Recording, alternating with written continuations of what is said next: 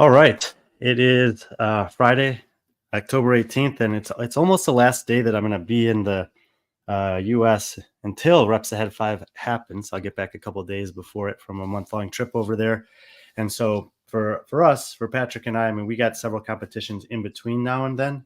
But for for all of us, me, Phil, who we'll talk about here in a second, and Patrick, this is the one in terms of Reps Ahead that's kind of been on the books the entire calendar year. Some of the others were a little spontaneous and happened with a little less planning, but we've known that this was going to be coming up for a while. We're really excited about it. It's going to offer some little different flair on Reps Ahead in terms of looking back historically and also coming off the backs of the exposure at Tier Cup in Huntington Beach. Potentially also allowing for some increased, opportunities in that regard. And Phil will talk a lot about this in a second, but basically you can be there. You can be involved in either a competition that's happening in the same building, during the same days in an athlete volunteer role, whatever you want, or you can just buy tickets and come to watch Reps Ahead. And I don't know. Huntington Beach was cool, but I think that for what Reps Ahead is, this is going to be the best venue that we've ever done it in. So that's just a little intro of kind of what we're going to talk about on the front end with Phil. And then we're going to look at the men that were announced yesterday and the women, which will be posted on Instagram tomorrow, but announced at the end of this show. So Phil, welcome back. It's been a couple months maybe since you've been on here. Yeah, thanks for having me. Excited to be on with both of you guys and talk about what's coming up and some of the other things we'll be doing too in the future. So I guess one of the big takeaways for people is, we're really excited about, taking this further than just each event. And we're obviously strategizing and planning and doing things, and we can't see everything. But we want to make sure that Reps Ahead's around for a long time. So really excited about that too. Well, let's start with the fact that, a couple months ago we were in California and Reps Ahead got some opportunity to be on this big stage there with the Tier Cup athletes on the Loud and Live YouTube channel, get an increased level of exposure, and just, how that experience was for you and how it's maybe been since then. Yeah, so I think, Brian, the first thing that comes to mind is the tie that we had at Wodapalooza, right? There's no tie. For those of you that haven't seen, I don't really want to give it away, but you can go back and watch. We literally had a tie, like zeros right at the end in the last second, had no idea that could happen, right? And so that taught me a lot. I wasn't prepared in the moment. I had lots of conversations with, you, Brian, and Patrick and athletes and everyone. Everybody's overall impression was how amazing that was. Not only that moment, but that whole match. So that was a big takeaway that people, the stands, everybody was really lit up for what they were seeing. But me, being put in that position that I sort of gave myself was something that was really that I think about. But as far as like the exposure and the visibility of that event, I think it just shows people how seriously we're taking Reps Ahead and what an impact it is having, like not just in Colorado, but sort of around the nation, if you want to say. Anywhere we take Reps Ahead, we get really good engagement. People get excited. The matches are generally very exciting.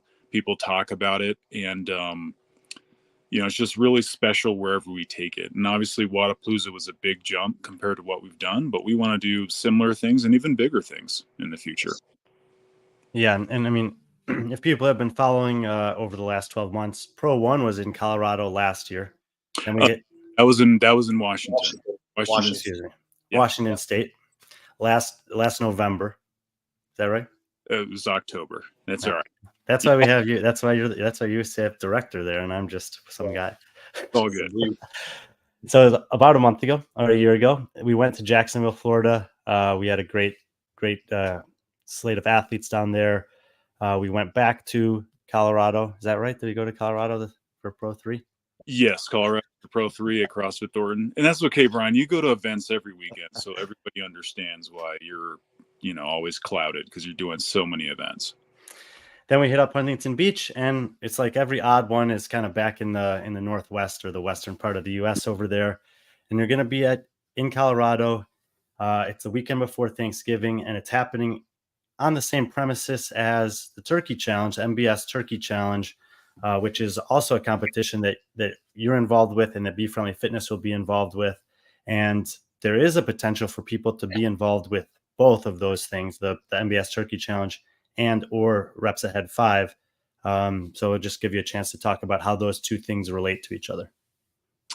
Yeah, so there is a local competition that MBS has been hosting for like the last 15 years. It's the biggest competition in Colorado, and we're expecting anywhere between 300 to 400 athletes that register and sign up. There's a team division, teams of 2 males and females, RX, scaled, and pro, individual men and women's division that people can sign up for. And alongside that, we're going to have a Reps Ahead showcase at the end of each day. So all the athletes are really highlighted first as part of the Turkey Challenge. They go through just a general CrossFit competition.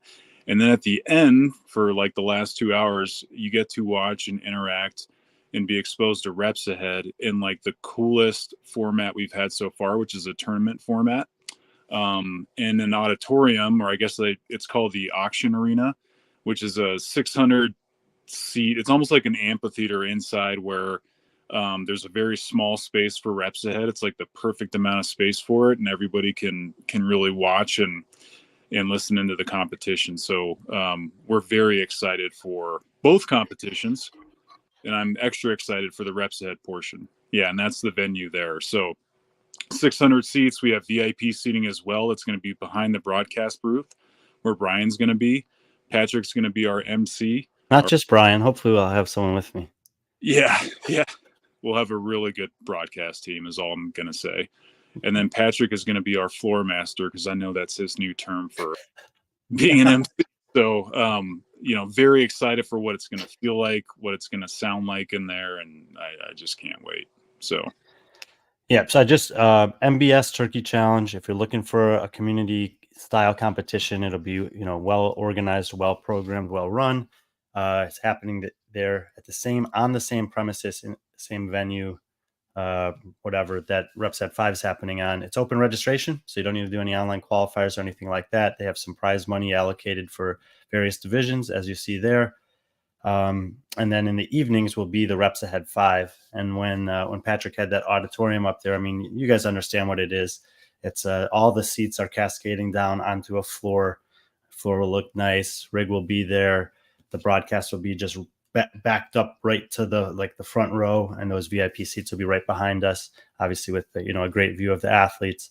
And you can be pretty close to where Andrew and I are going to be making the call.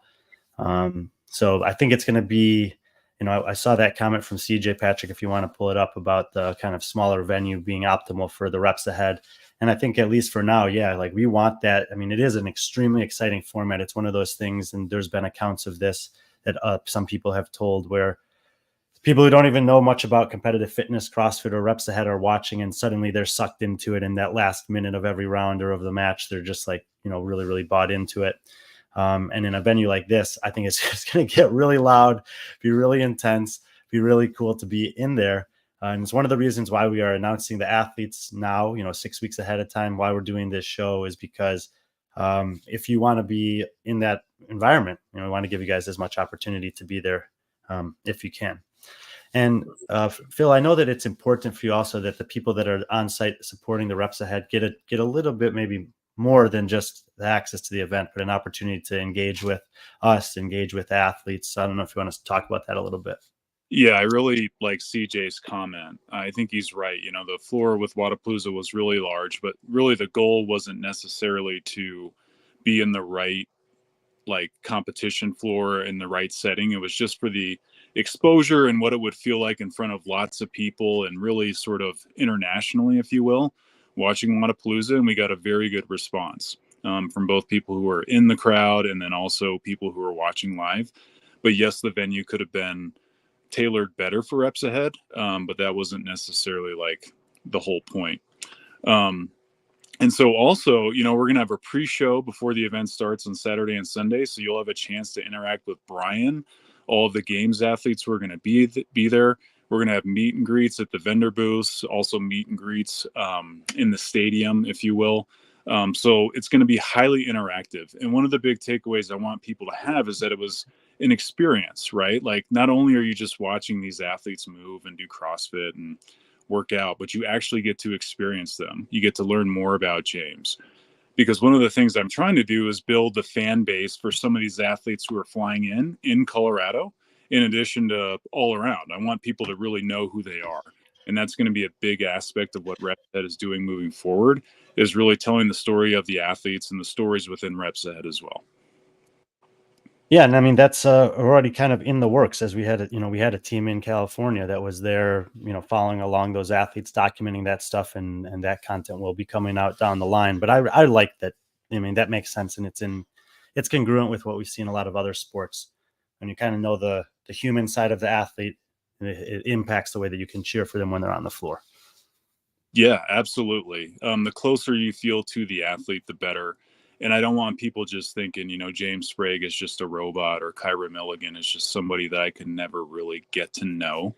I mean, that's how I feel about Shohei Ohtani. So, yeah, I think the more we see the human side of these athletes as well, the more impactful it is when we see them working as these superhumans on the floor, for sure. you mentioned it there in kind of the intro, but you're gonna do a tournament format this time, and I mean, you and I have had many conversations about this, but ultimately, when it comes down to it, you're the guy that makes those decisions. If people had seen yesterday, and we'll pull it up here in a second, you can pull it up, Patrick, if you want to. These are the 4 men that are announced yesterday, and we'll talk about those guys in more depth once we let Phil get on with the rest of his day, but. Four athletes on the men's side, 4 on the women's side, 2 matches on Saturday, a finals, and like a third place game on Sunday. What was the thought process behind going with a tournament this time around? Brian, I would love to have a tournament of 16 athletes, right? I think at this point, War on the Shore style, one of my favorite movies, Warrior. Yeah. Make it 64 like March Madness. No, I think really what that comes down to is we want to do a tournament because there's more athletes and there's more matches for you guys to see throughout the actual event. So you're going to see a lot of athletes competing within a shorter time frame, which is really, really cool. And we've done some tournaments in the past year in Colorado and had really good response with that. We also want to weed out the athletes from a competitive perspective. So each athlete is going to have 2 matches no matter what. So the first day on Saturday is a semifinal match. And for this seeding, we've got James Sprague versus John Wood. And then we've got Cole Grieshaber versus Tudor Magda. And so you're going to have 2 winners and you're going to have 2 losers within that first semifinal. And the 2 losers still go on Sunday, and they're going to compete in a third place match for sorting. So we can have first, second, third, fourth all the way through. And they're still going to compete for $1,000. So the winners of their semifinal on Saturday win $2,000 for going on to the final on Sunday. And then the last 2 men who are the winners from semis have a chance to win $5,000 in that final match. And that's the same for the women. So the stakes are higher. There's money to be made in both matches. And so each match is very, very important for a number of reasons. And even though it's like early stages of Reps Ahead in its totality, you have a record of all of the performances that Reps Ahead athletes have done. And if you guys have listened to the broadcast, when Malachi comes out, we'll tell you this is his pro record, this is his overall record, this is James's record. And so guys like Tudor, John, Cole that are kind of getting the Reps Ahead initiation, they got 2 chances to get a win on the board. Yeah. And I think, you look at James's record, right? James is 2-2 in Reps Ahead, but not all losses are created equal in my mind. Nobody has knocked James out. And really in Pro 2, James took Dallin all the way, and they were both huffing and puffing at the end. I think, if that had been 20 rounds for that workout, which, we don't want that necessarily, I think James probably could have made a comeback there just based on his fitness and the type of athlete he is. And then obviously when he lost at Wodapalooza, it was based on a decision that I made in the moment, right? So that I decided that James lost based on what I saw in the last round. So when I look at James, and you look at the records, like we see the stories because we've seen the matches, but I think that's cool. When you look at somebody's record, there might be 0-4 in Reps Ahead, but they could be the most entertaining, most beastly athlete that's pushing everybody to the brink. They just have 4 losses. And so as I analyze these records, and Brian and, Patrick, I think you guys could both acknowledge this, like there's more to it than just that record. And that's part of it. I mean, look, anyone who watches UFC, you can see a guy's always 24-7. But you might be sitting with the guy who goes, yeah, but in 5 of those 7 losses, this happened, right? Like people who watch understand that there's nuance with that. Even when we evaluate full competitions, we can say, man, like he got this one no rep that cost him 12 spots in this event, and that was only 30 points, and he lost 5 spots by 20 points come the end of the weekend. Like there's always a little nuance, but it's also nice to have some kind of a benchmark to say, nope, this is like on baseline, this is their record. And when you're coming to a new audience, potentially, you'll say he's 2-2. They might have one thought about that. This guy's 4-0. They might have another thought. And as the match goes on, the commentators can give a little more detail in that regard. But anyway, the record doesn't tell the whole story. I mean, obviously James has been a part of every single one, but and I don't see that changing in any point, because I mean the guy's young. You know, he's been there from day one, and he's a great competitor, and he's a great friend of all of ours. I mean, but at the end of the day, he has to perform. But like I said, it doesn't tell the whole record. One of the most successful UFC fighters, Cowboy Cerrone, you know, he has a professional records of like 29-17. I mean, he has a lot of losses, but everyone loves him because he shows up, and he's been there since day one. And the guy always puts on a fun, exciting match. So he's always given those chances, and that's one reason why Phil probably brings him back, James back, because he's been there since day one, and no matter what the record is, he's always going to be a part of this in some way or some fashion. Here's a stat that nobody cares at all about. When I used to host poker games in my house, I was always one of the first 5 out or the last 5 in, because I would just intentionally play really aggressive early, and if I built the stack, I'd try to ride it to the final table. Otherwise, I got knocked out early, and I didn't waste 4 hours of my day like grinding around on the margins. So the winning percentage, the winning percentage was maybe low, but the money in the bank account was kind of high because you just played both sides of it.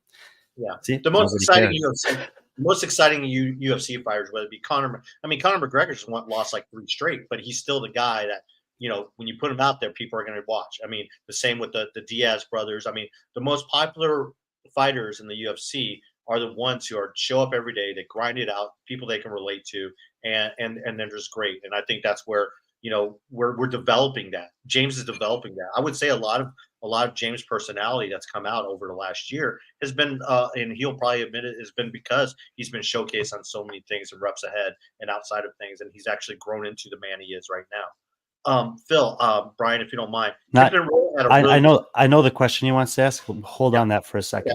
I'll let you know.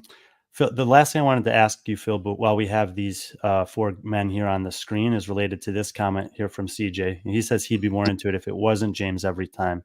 The thing that I wanted to ask you is, how much are you willing to share about what the selection process is like when you're trying to get athletes, for the matches, whether it's this one or any of them? Yeah, I look at CJ's comment, and I totally understand where he's coming from, right? He's seen James every time. But if you actually look at this field, you're seeing 3 other new guys, right? And so to me, you're going to have athletes that are very consistent with reps ahead. James won the CrossFit Games. I know that's somewhat controversial as far as the way people look at it. James has been a huge supporter of reps ahead. He's been bought in the whole time. And to be completely honest with everybody on this podcast, James doesn't have to do reps ahead. He doesn't. He won the games. He made lots of money. I have this I've had it before, and I'll have it again with James. I tell him, I'm like, James, look, you're taking a risk by doing reps ahead. You don't need to do this. You're coming off of Rogue. Like, why do you keep, like, he's texting me, hey, when's your next one? When's your next one? I want to do the next one. And that's because he's totally bought in the reps ahead. And all of these athletes who have done it, some of them have varying reactions. You know, the ones that lose, usually it's not as good. But I think the ones that really objectively look at their interactions with reps ahead, the way they're treated, the style of the events and the things that we're doing and the stimulus and the win and the loss, like the most competitive athletes are going to want to do reps ahead. And you're probably going to get sick of them, like a lot of them that start coming to it, because you're going to be seeing them a lot.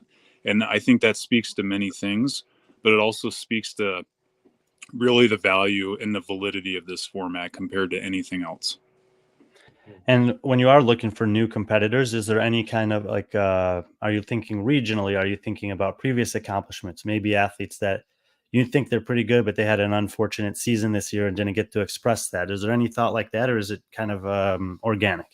Yeah, it certainly was with redemption, Brian. The athletes who got pushed out of semifinals because of the quarterfinals, that plays into it. The popularity plays in. Obviously, if you're known in CrossFit and you're a top games athlete, that's a huge draw for people just to come watch. People are fans of particular athletes. So that's another aspect of it. But I try to be thoughtful, Brian, and try to kick it around with you guys and other people within, the CrossFit space as far as who they want to see, and try to meet, some of that demand of the fans too. So there's a lot of things that play into it for sure.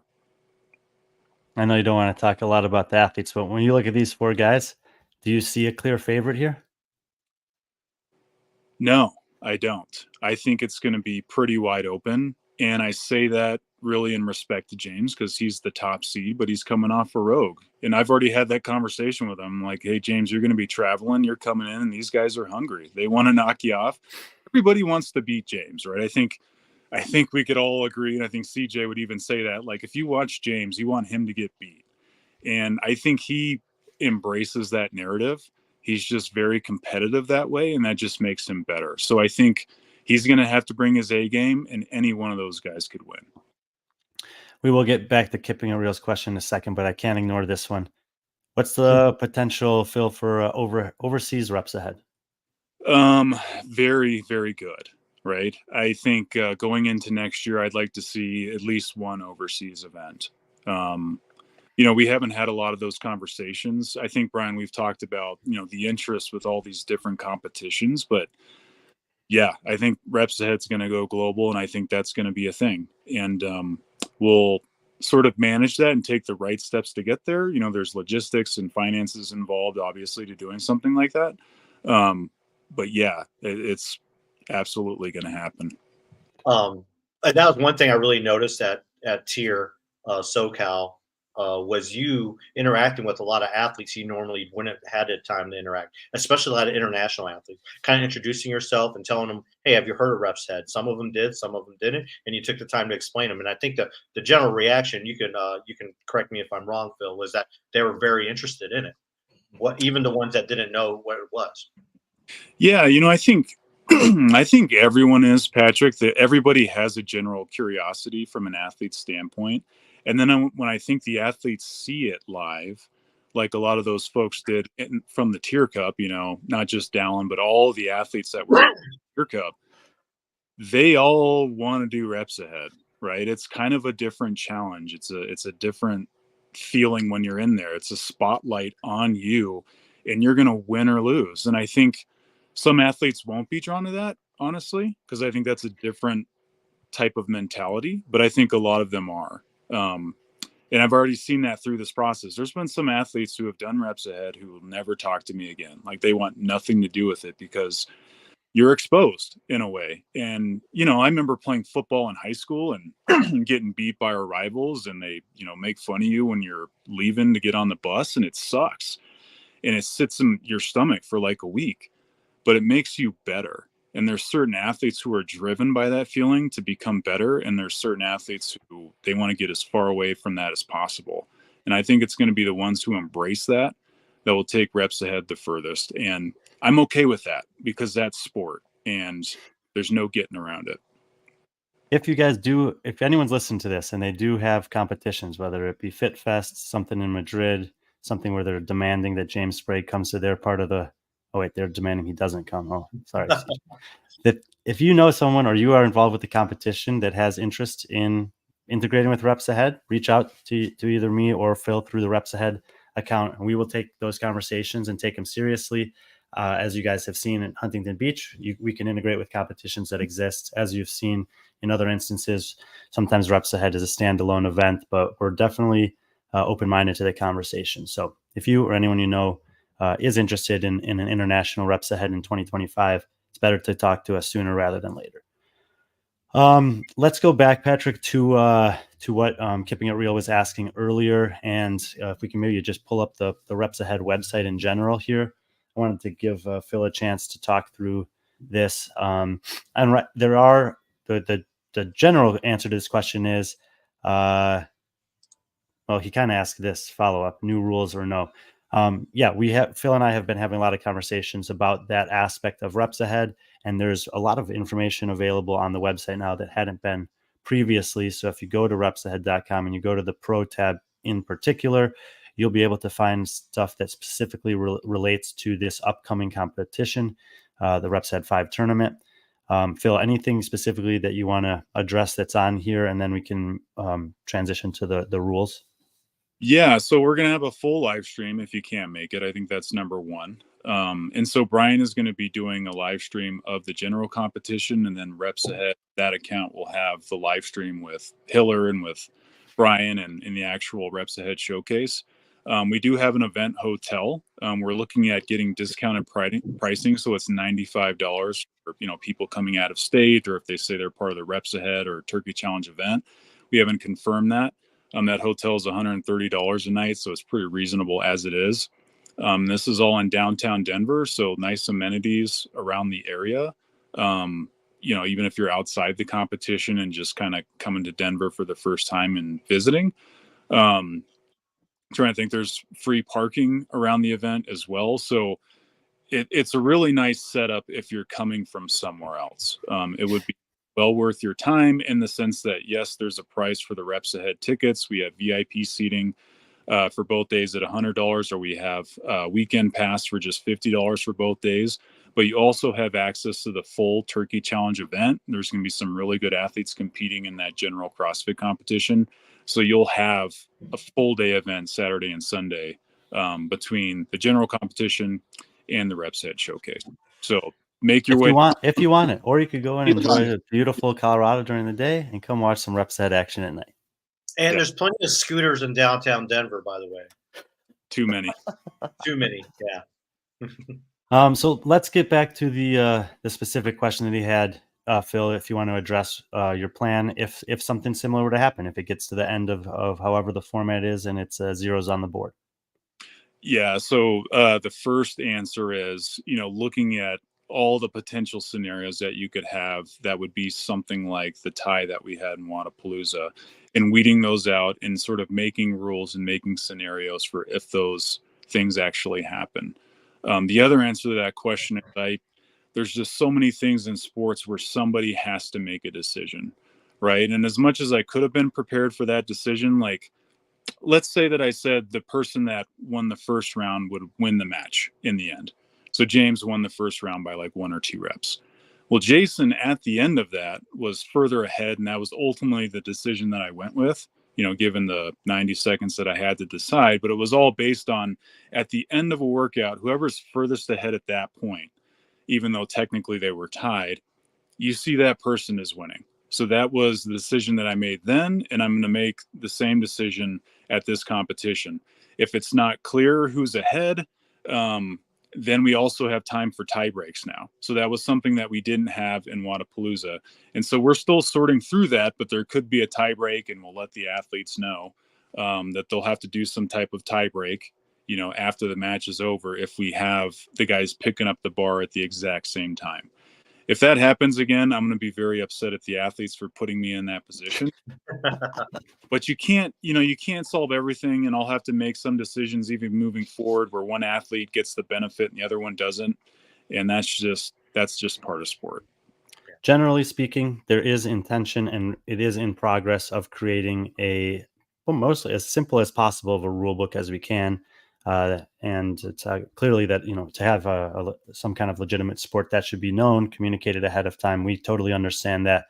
And we're working on it. It's something that is a frequent point of conversation and contention in the CrossFit space, because the rule book is ever evolving every year with regards to the game season.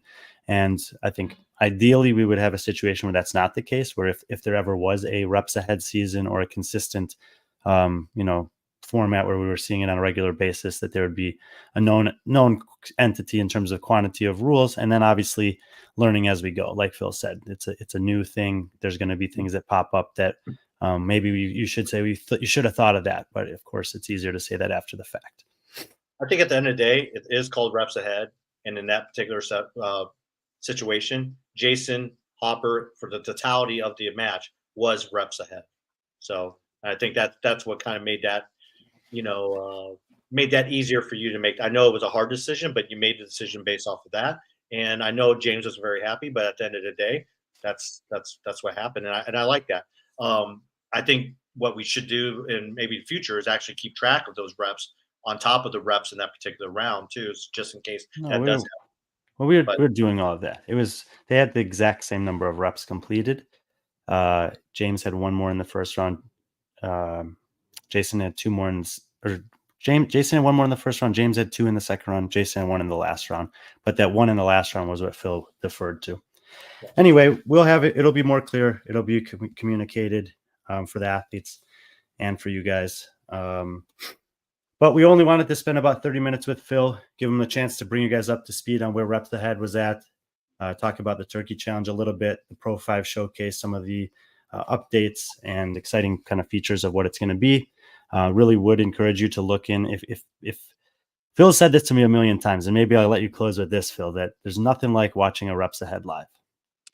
Yeah, I would encourage people to, travel in and come watch it. Also join the live stream if you can't. And I think, overall, I appreciate the support and even, like CJ's feedback, anything, any ideas or thoughts that people have, we'll listen to all of those things. And there's just really good data and takeaways from all those things as we're learning more about the format and what it really means. But yeah, come down and see it live. I've had people, tell me Reps Ahead stupid and it's not fitness and all this good stuff, and then they watch it live and then they'll get mad at me because they're like, how did I not know about this? And I'm like, because it's just such a different experience live. And I think even the first time you guys saw it live, it was probably just a completely different experience. And so there's no way to see it there's no better way to see it than being there, for sure. Absolutely. All right, Phil, thanks for taking the time, man. We know you got a lot going on, but it's always great to hear it straight from you, who's, kind of the mind behind this whole thing. Yeah, thanks, guys. You guys have a great day. Take care, buddy. All right. It's fun. 30 minutes. I thought it would only be maybe 20 with him, but I think we got a lot of the questions and the questions I think were very appropriate and helpful to facilitate the time that we had with him. Yeah. Brian, I think we should just lead off. What do you think? Just peel the band-aid, just lead off with the women. Yeah, I mean, we just saw the men. We can certainly talk about them, but part of this show today is to reveal who the 4 women are going to be at Reps Ahead PRO5. So I'm sure Patrick's got some kind of lineup drawn up, so I'll let him take the lead. So the first, in no particular order. Well, actually, there is a particular order, but I'm just going to go ahead and announce the first one. Will be actually a kind of a hometown, local, but well-known semifinal athlete, Zoe Warren. Yeah, Phil didn't really get into it too much, but John Wood and Zoe Warren are very local to that area, and it is where Reps Ahead was born. The local community there has seen a lot of Reps Ahead and had a lot of chances to see Reps Ahead matches in different formats. Zoe and John are really talented semifinals caliber athletes, and in this particular format, there's no guarantee that just because you can't beat whomever is in your semifinal over the course of 3 days of competition, that you can't beat them in a singular competitive format like this. So, I like the fact that there's kind of a local undercard or underdog, I would say, but in this case, they're not an undercard. They actually have a chance to go up against the best athletes in the field and see what happens. Sometimes that's a very scary opponent to have. Yeah, and if you looking at her CrossFit Games bio, I mean, a lot of people will say like the Reps Ahead is very similar to like an open announcement or open workout or a quarterfinal, some of the online competitions. And Zoe's really done really well in those stages. I mean, here you are in 2023, as early as last year, finished 10th in a worldwide open. I mean, she's obviously very fit. She's been to the games on a team, her and both John, who are partners. Individual quarterfinals. We haven't seen much of her at semifinals. She was there last year. Finished 22nd, a very tough American West semifinal. Granite Games at 30th. She actually had to withdraw the day before the competition due to an injury. So we didn't really get to see her compete at Granite Games. And of course, in 2021, she finished 3rd at the West Coast Classic on that backcountry team. So, I mean, I've talked to people. I mean, I think Kiefer and Cairo, they've told me very good things about her and John. I believe they like trained with them in Vegas a couple times. There was some talk about maybe forming a team, but Zoe and obviously John have a lot of team experience, but obviously John has a little bit more high end individual experience. But Zoe Warren, I think that's she has a really good chance of pulling that upset. Well, there's another sneak, element that can't be ignored about this being in Denver is that it's at elevation. Yep. And athletes like John and Zoe that are used to living and training there certainly have an advantage in that regard as well. Yeah. I'm not sure if this is her opponent. Actually, it's not her opponent, but the next athlete we're going to introduce is someone who made her debut in SoCal, a team athlete, real well known, probably has one of the biggest followings, and she's also the first foreign, I guess, European athlete to compete in Reps Ahead. But this is also a tribute to, and I'll just go ahead and answer this, Lauren Stallwood, or as we like to call her, Laws. Yeah, Brian, what can you say about Lauren? Well, she got to compete in SoCal against Devin Kim, who's obviously a good friend of hers, and she was very impressive. It was actually a fascinating match if you watch it back because she was at her limit, and if Devin just could have turned the next switch, we could have seen what Phil calls the pendulum, when someone's really close to winning, and then they basically redline, and the whole tables turn. It's what happened in Pro1, but she got the job done. Basically, she was really impressive there in getting that win, and then it's just over. So that's not the case this time. If she happens to win her first round, she gets a chance on a second round. And it would have been interesting, in SoCal to have a format like this because we had the same number of athletes, but it was just a one-off match to see what she could have potentially done on the next day against someone like an Annika Greer. Well, now we're going to get to see that when you see the full scale of the lineup here. And, just like CJ was saying about semifinal athletes, that you get this exposure and, whatever next year looks like or future competitions looks like. This is very much in line with what B.Friendly Fitness is all about, which is these athletes that are extremely good, extremely dedicated, and have been doing this for a long time and have potential to give them a stage where they can express that. And so, Lauren being primarily a team athlete prior to that, competing in regionals that were, not very well consumed, especially if you're in kind of the margins or the middle of the pack in the Meridian and wherever else she was competing. Now she's got a chance to show her fitness on a stage in SoCal, and she's the only returning Reps Ahead athlete in the field, just like James Sprague is, with a 1-0 record. So it'll be fun to see what she can do against some different athletes. And I think this really, like Phil said, and you said it too, is having those undercard matches in previous. What we're allowed to see is actually see how these athletes do in that type of format, and like you said, bring them back. Lauren obviously did a great job, and this is almost kind of reward. Hey, you show up for that undercard match and you win. More likely, you'll probably come back at some point. I mean, we saw that with Kyra, where she was kind of in the undercard in Denver, and then before you know it, she's headlining the SoCal.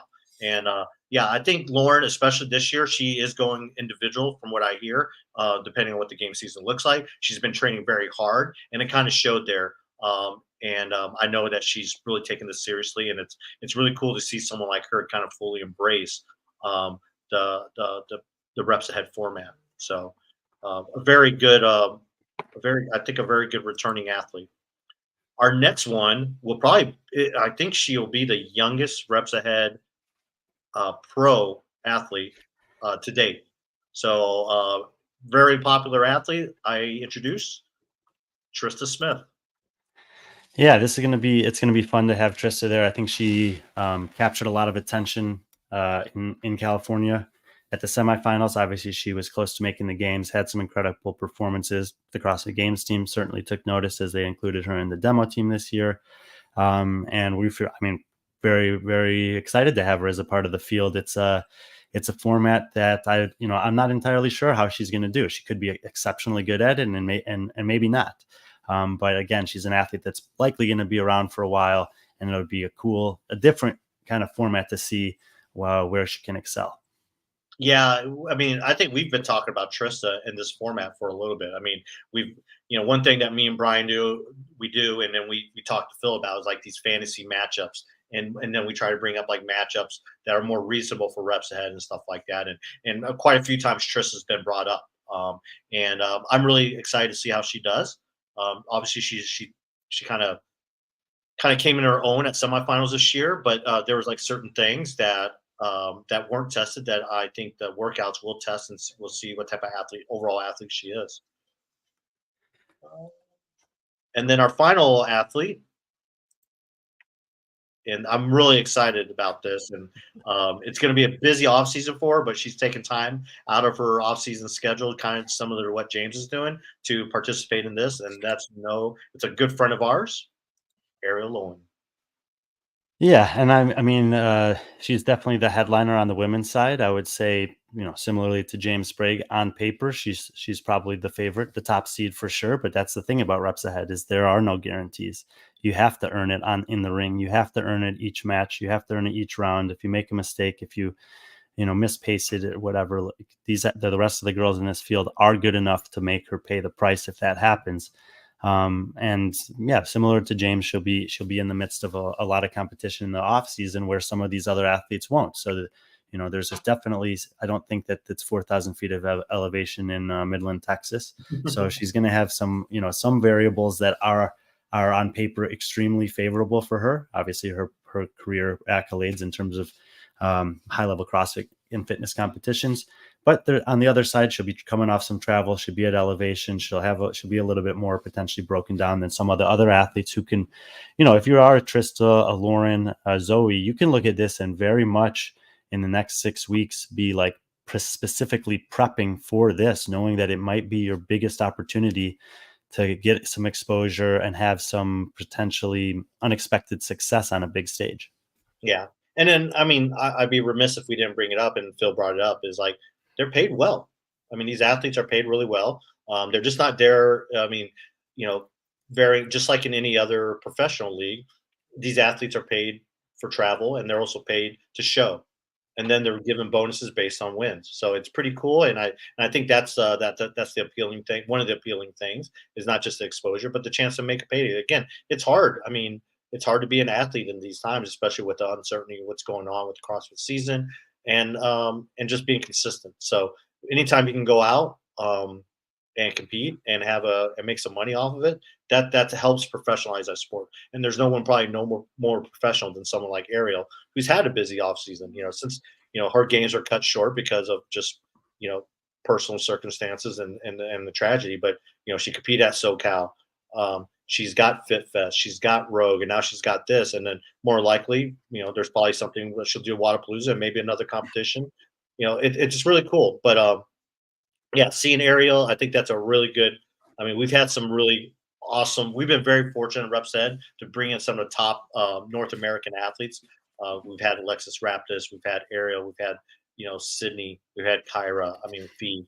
I mean, and so this just continues that, and I'm really excited to have her and Dylan. Hopefully, Dylan makes it too. Of course, I have a kind of a funny thought with regards to Dylan, but that'll be for another time. I'd love to see him. Ryan versus you versus Dylan and Reps Ahead.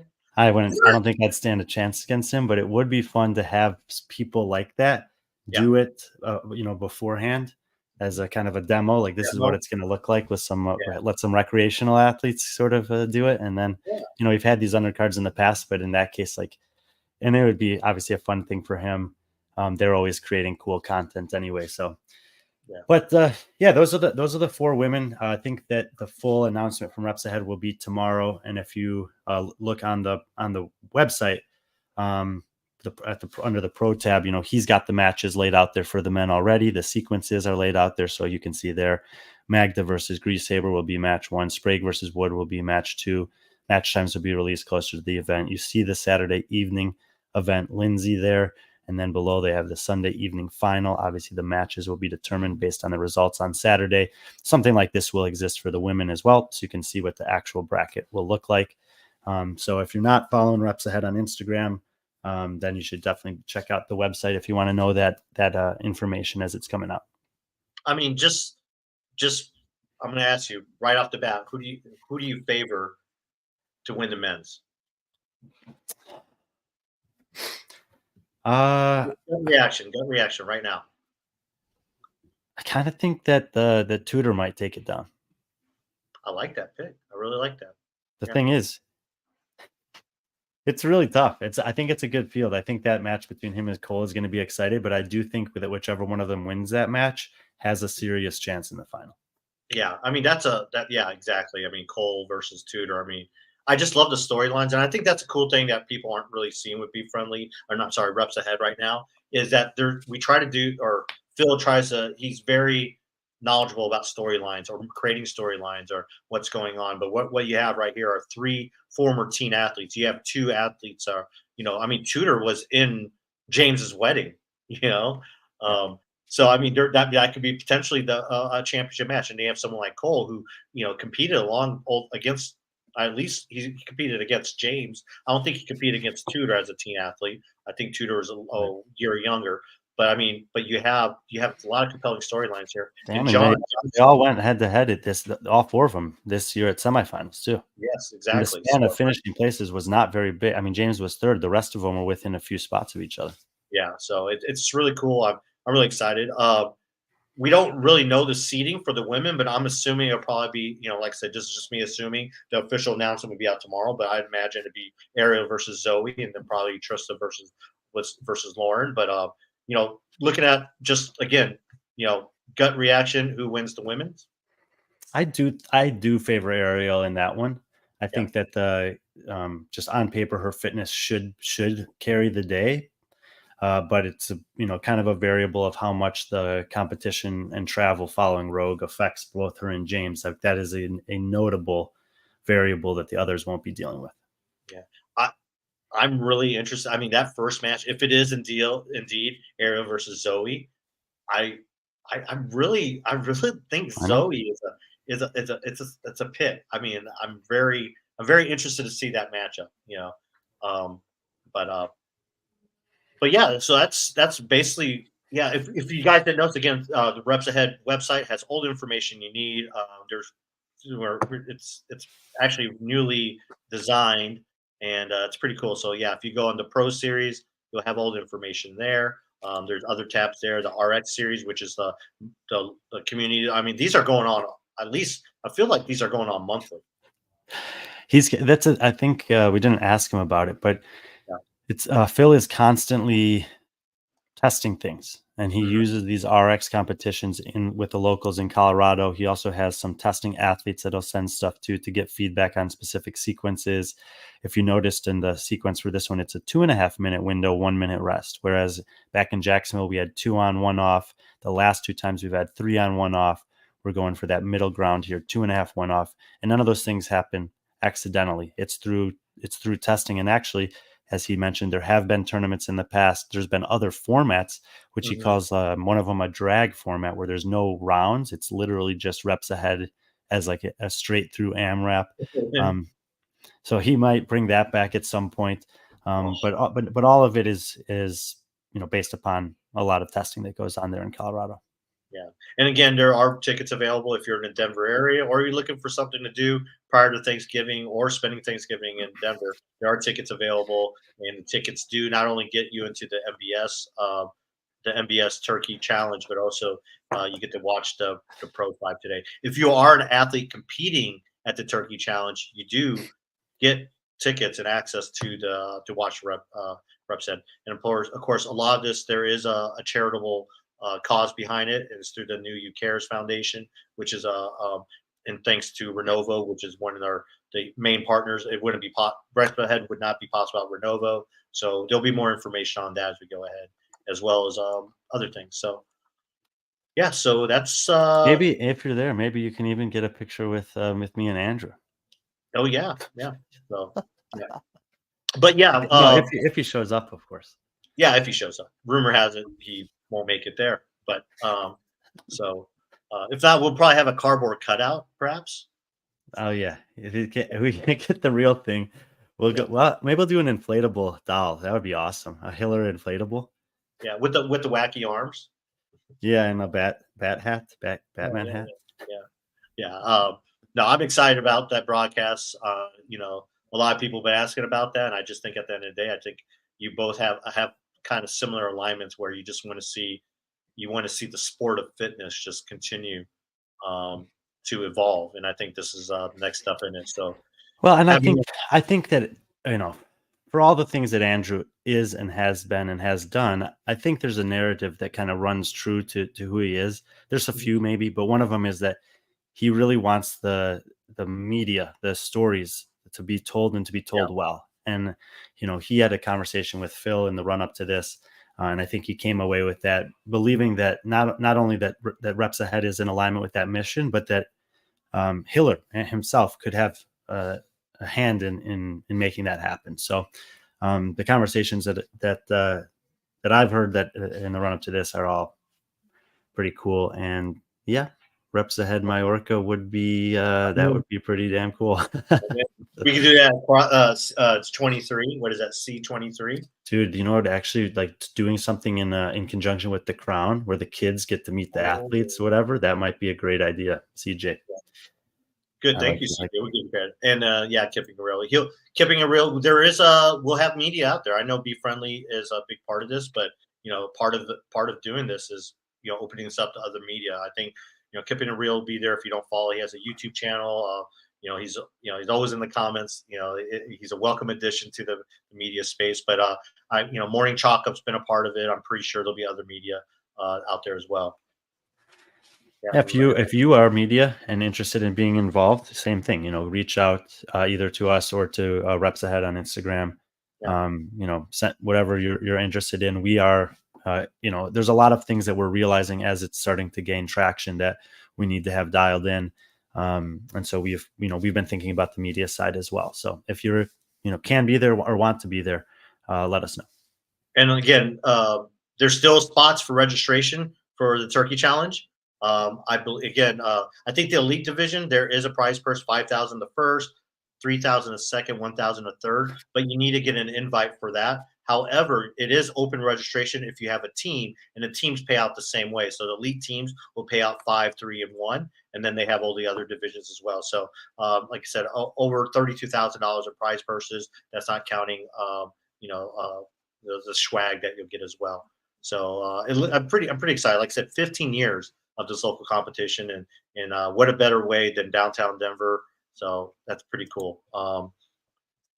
Well, I think that's all we have for Reps Ahead, Brian. Is there there's a couple things if you want to talk about, since we still got. I mean, man, this might have been one of our shorter podcasts.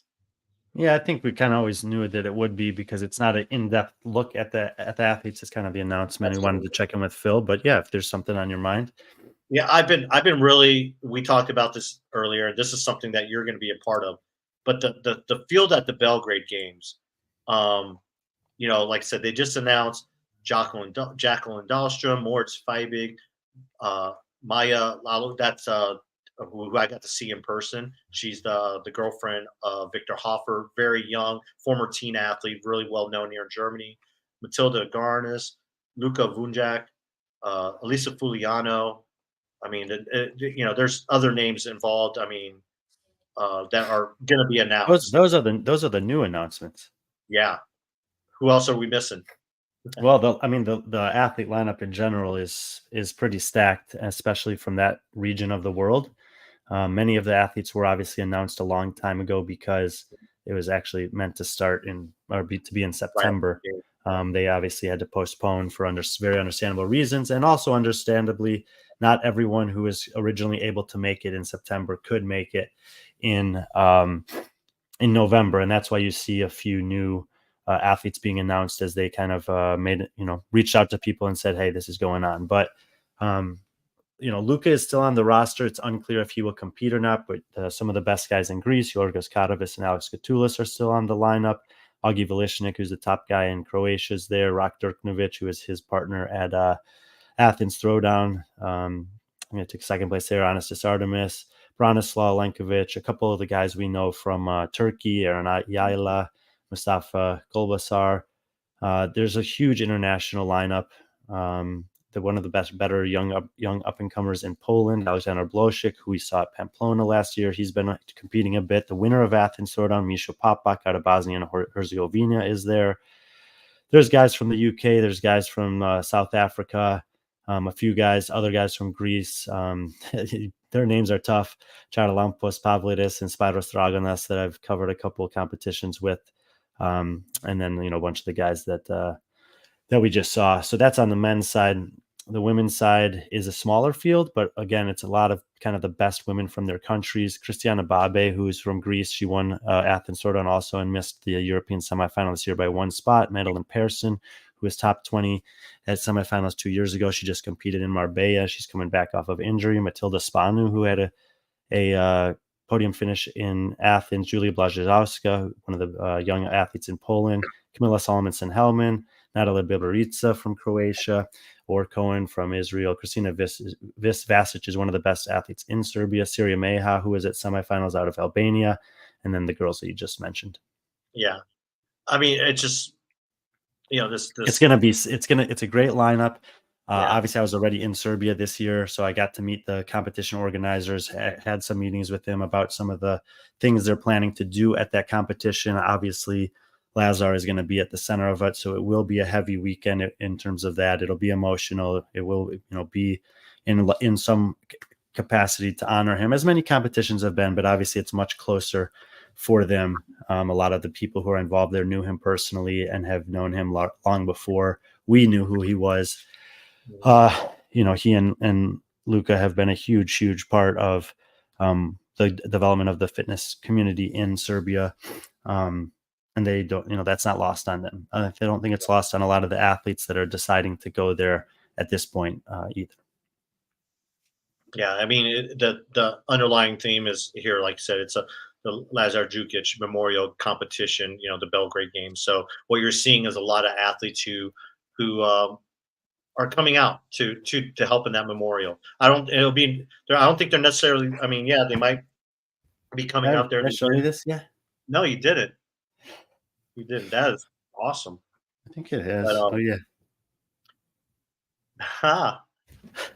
But I have no doubt that, when I talk to Moritz and Jacqueline and John Singleton, at German Throwdown, that this weighed heavily on them in terms of what happened, and to see both of them here, and obviously they, there were some of the athletes, including Lisa Fuliano, they withdrew from the game, so this maybe this gives them some closure and some and a chance to kind of honor them in their own way, since they didn't really get on the competition floor, since they didn't really have that opportunity to do that because they weren't ready.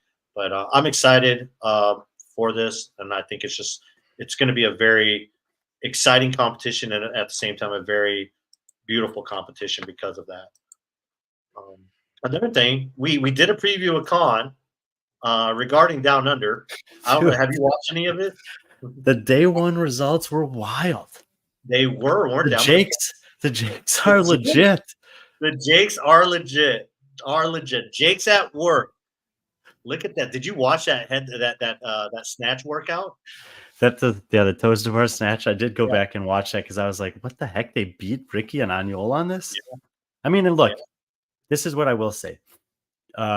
Jake Marconi is super strong, and he's technically a good lifter, and then he has an elite level like CrossFit background. He just hasn't done it in a couple years, but he's worked. He's been involved with Amy Everett. He still has great technique, and they're only getting better.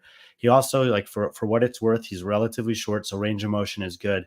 And Jake Douglas with cycling snatches is elite, worldwide elite. So this workout, after the fact, when I thought about it a little more, it made some sense that they could beat those guys on that workout, but I still wasn't expecting it. Yeah, and it's funny because it is the reps ahead. I'm going to say reps ahead can take credit on Jake doing so well, because and then here we go. There's some of the highlights of that workout, but Jake actually got in shape because he didn't want to look totally bad at reps ahead, and I think he's kind of. You notice he hasn't taken his shirt off though. Look at Jake Douglas, dude. Are you kidding? Yeah, you wouldn't either next to Jake Douglas. I mean. You could have an 8-pack. You're still not going to beat that 12-pack of his. But yeah. So we have the Jakes at work in first place, followed by Team 8. If Team 8, I mean, it's a dead tie for first. They both have a first. Yeah. They both have a second. Yeah, but I guess they put Jakes at work because it's alphabetical. Yeah, that's what it is. But it looks like they're having so much, especially in a team competition. They're having a lot of fun, and I mean, it's just. But let's be honest. Every single year at Down Under, we say that. Yeah, we do, and that's why we're trying so hard to make it back there eventually. And it just Dude, looks I'm like watching this. These guys are going. Aniola and Ricky are going skydiving. O'Keefe and Fraser are up in a helicopter. The venue's literally right on the ocean. It's like, damn, Yeah. dude. Well, that's why Ricky lives there. You know, there he says there once you go to the gong, you don't want to leave. And yeah, so they're in well, I guess tied for first. Team change, which is Khan and James. You know, They did nothing exceptional on day one, and they're in third. yeah, yeah, yeah. But you picked them for 6, so you know that's yeah. And that training culture team So in they're third is technically Canyon. tied on points with Exactly. and that's those are the 3 teams that we expected to kind of filter towards the top. The Jakes have been really impressive so far. If they, I mean, I don't want to hold anything against them or count them out at this point. Yeah. But those 2 workouts are probably on the better side. I think there's some others that they need to answer some questions on still if we're actually talking about them being a serious contender here. Yeah. But hey, you get off to a start like that, we have to give you credit. Yeah. And on the pairs elite women, It is Julia Hannaford's team that's winning. I don't even remember seeing this team on the roster that we had. it was towards Uh, the bottom of the roster. Khan did bring up that she was competing. He just didn't know who her partner was. But yeah, they're sitting comfortably in first right now, 20 click on points the ahead. teammates. I forgot who it Oh was. yeah, It's Charlotte Baldwin. yeah, and I don't really know Charlotte, but they had an interview that was posted that was pretty funny. They seem like they get along really well. Obviously, they're doing great as well with the first and the second so far. And Team True, which is the team that we thought would probably be favored with 2 veteran team athletes and with Christy Brianna Hollard Charlotte. and Bryony Chalice. Yeah, if you're not watching, Yeah, and then the Us American gals. I don't remember this is us the one talking with. about. Yeah, this is the one I Jordan mentioned Wall. with Jordan Malm. Yeah, so she came Yeah, over. right. I mean, unless Yeah. she's just in Australia, like, so little U.S. representation in both the podiums right now between Jake Marconi and Jordan Malm. Yeah, that's good representing. Good job, guys. And then let's go to elite women. Well, this was a surprise. I wasn't because it was so funny when we were going through that. You didn't bring that. I thought she would be one of the athletes that you would bring up when we did our little preview. And it was actually Khan that kind of brought her up. And I've always been impressed by Christina's not the surprise. The surprise that Oh. there was a day of competition and Amy and Linda are 7th and 9th, and they did poorly on the opposite workouts. I think Amy struggled with the handstand push-up, Diane, and Linda struggled with the barbell toes to bar, which I really like. It was surprising to me. Yeah. I mean, I can understand Amy struggling on it because she does have long arms, and usually athletes with those long arms, they kind of struggle on those. Was that deficit or no? It was strict, right? Strict. And I was wondering if maybe the same thing happened to Linda, where it was just like between, because she's a tall athlete, that with the toes to bar and the cycling the barbell from the ground, that she might have just been moving as fast as she could. But 6 or 7, or no, like I would understand if 7 women beat her on that workout, but like 15, what'd she get on that? 19th, 18th, 16th, something? 16th, yeah. Yeah, like 15 women to beat her out of that field. I did not see that coming. Yeah, I totally agree. The Americans, speaking of America, Samantha Pugh in 5th, coming over there. A 2nd in Diane, which I'm not surprised at. She's a very Did you see the comment that Jesse Smith wrote on our YouTube show? I didn't. What did she say? She clearly watched the show, and she said, "Yeah, I flew over like last night. I just couldn't miss the wedding. So let's see how it goes." It was going good through one day. Yeah. And it's in the morning there right now. It's probably like 8 a.m. or something. Yeah. So they'll be getting. But I'm not surprised with those workouts with Christina. I mean, she's fairly. I mean, that weight is fairly easy for her. She's a shorter athlete. Squatting is no problem with her in terms of whether to clean or to snatch. The total. I mean, yeah, these are. And the Diane, I think she's. Yeah, I don't know how she'll do in some of the sprint, carrying, and lunge, and some of the other workouts ahead. But or the final, which will be the max lift event. But no, that's pretty cool seeing her on top of the world. And I think, yeah, we're definitely going to see a shakeup on day 2. So, yeah. And on the elite men, really no surprise here. Peter Ellis, and then you have the Fowler boys, and then Royce Dunn, but it's really close, I think. I mean, yeah, there's between Peter and Royce, there's roughly 18 points. but still And relatively. I'm just gonna say, like I mentioned to Khan and I asked him about Isaac Newman. Oh, the sun is Yeah. starting to get lower down over here. We'll wrap it up soon, I think. Anyway, Yeah. I'm keeping my eye on Isaac Newman. Like I think Yeah. this guy is I don't really know a ton about him. I haven't seen him compete a ton, but he's been like filtering into the top tens in my mind in terms of Oceanic men, which is not really that much different than Ben Fowler is. And so I think that Isaac can hang around here. Jack Sweeney, I know even less about, but like those guys are all definitely in the mix. Yeah, definitely. But yeah, so that's what's going on in Down Under. If you want to watch it, they do have a stream. They do have a live stream. Yeah, it's been actually getting some good engagement. Nice to see. Yeah, I think with this action, especially in the team division. I mean, yeah, you'll have to be, if you're in America, you're gonna have to get up pretty early to watch it, or you can just watch it later, like I'm doing it. But This is you're thinking about Luke De Jong when he oh had his yeah, afro. That was a guy a couple years ago who was like leading until he got basically hurt his back, and then he was out for a couple years. So that's not Isaac Newman, but Luke De Jong was at the semifinals again this year. He now has a buzzed haircut, and I think he was the first guy out. I think he got fifth. yeah, yeah. It would have been nice to see Luke in this field, but hopefully he's healthy. Yeah, so that's what we got. One thing I did want to bring up, and we talked about that, I thought was really cool. All the athletes were given jerseys for showing up. Con and James, they what they decided to do is they kind of Dude, had like man, it was just so cool. They gave the opportunity. This opened it up like, hey, we're gonna pick a random fan in our that comments to be our coach for the whole weekend. did you see who they picked? Yes, yes. Yeah, do you have that lined up? Because like it's definitely worth showing. This was really cool. James and Khan are, they are still incredibly fit. Obviously, they won the games on the team this year, but they're in the kind of twilight of their careers. I mean, Khan's always putting these hints out here for however long this lasts, whatever. They're doing some stuff that is just it's refreshing to see, and they kind of made this little like organic or spontaneous video. We have our coaches pass. Leave a comment. We're gonna pick someone. And then the next day they picked someone. I think her name is Zoe. And it was just, I mean, these are the types of things that you can do as an athlete that can totally change someone's life. This is, I kind of want to wait for Patrick to find it there, but basically it's like a teenage girl. And I think her mom might have reached out on behalf of her or something. So there she is, and she gets the coach's pass and gets to hang out and learn from these guys and talk with them and whatever this weekend. And I would not be surprised if Con and James at some point go, all right, so are we breaking this up or are we going to go unbroken? Zoe, what's the plan? And if whatever she says, that they try it. Like I would not put that past them.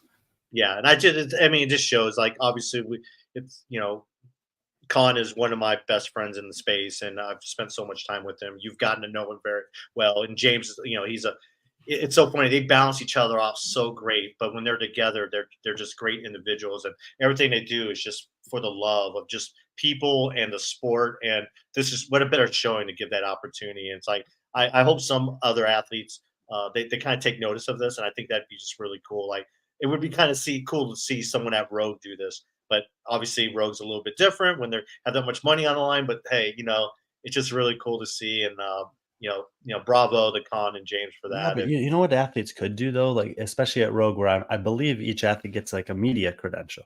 Correct. You could do something like that, especially if you're traveling in and say like, hey, I have a media credential for Road. Is there any local media? And give somebody who's never had a chance to be around an elite athlete before your media credential. Yeah, get them a media credential, and then even give them a camera. It's like, hey, I want you to document what you're doing, take pictures, have fun, Right.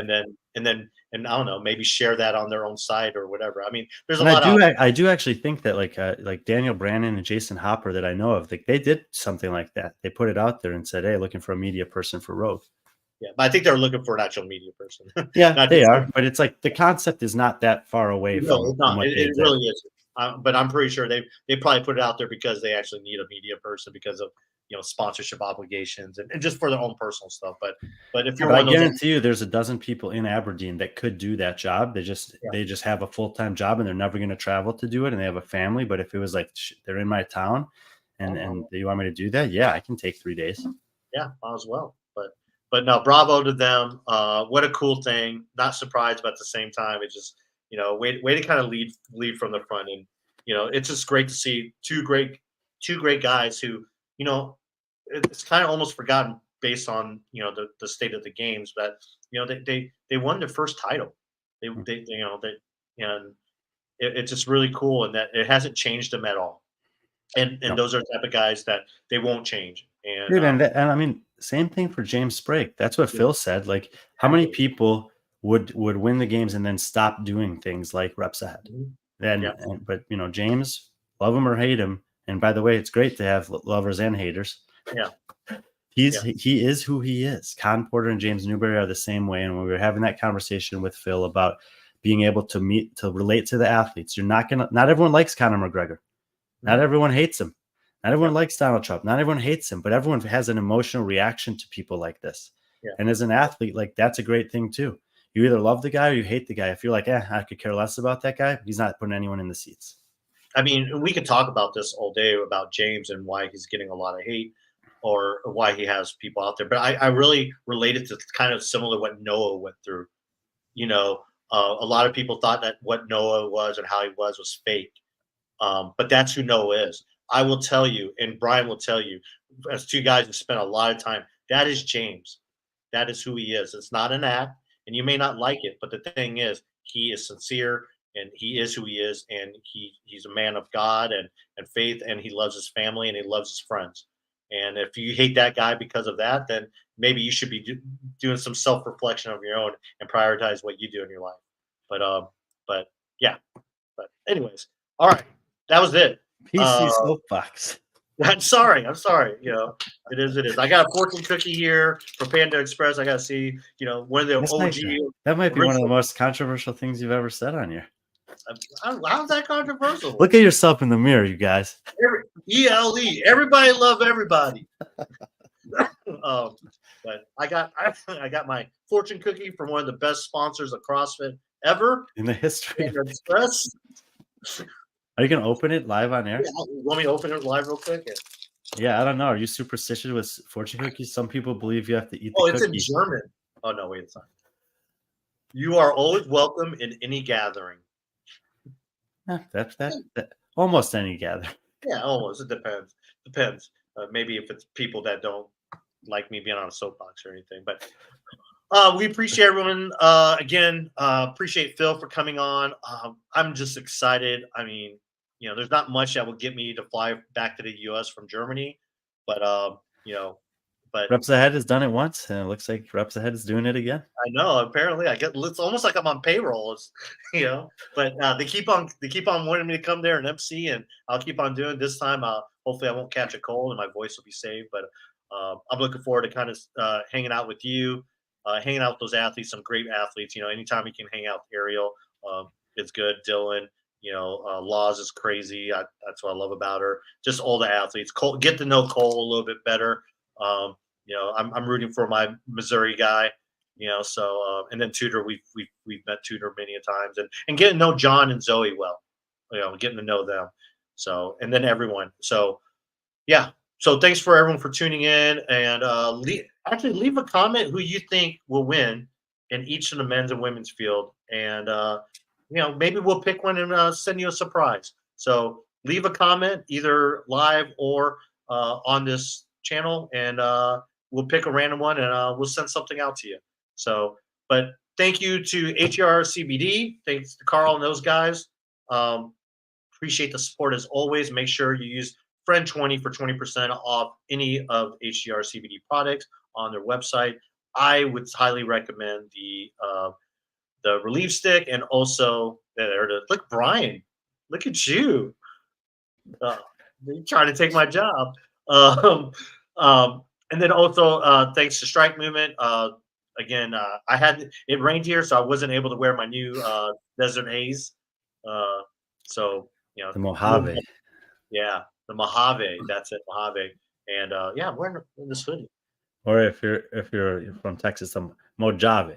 Mojave. Is that Venice shirt? The Strike Movement Venice shirt? Yeah. Oh yeah, that's a sweet shirt. I got the same one. But yeah, thank you to Strike Movement. Again, thank you to Phil. Thank you to everyone. Brian, thanks for your time today. Go enjoy the rest of your day in beautiful Illinois. The rest of my day is packing for the next 1 month that I'll be spending in Europe. Exactly. And so tomorrow we have a show. Speaking of which, we'll have Phil Hesketh and our boy Roger Grillos, and we're gonna preview and debut the workouts for Oslo Throwdown tomorrow, I believe at 10 a.m. Eastern, 4 p.m. if you're in Patrick's time zone. Yeah, so if you're in Germany or in Oslo, it'd be 4 p.m. Germany Oslo time as well. So yeah, we have that show tomorrow. We'll preview that, and then next week we have a couple other shows that we have one scheduled next week as well. I believe Monday or Tuesday. We do. Yeah, another preview, but also that'll also probably recap what goes on this weekend at Down Under as well. So appreciate everyone. I'll get back on my soapbox. Be friendly, our friends.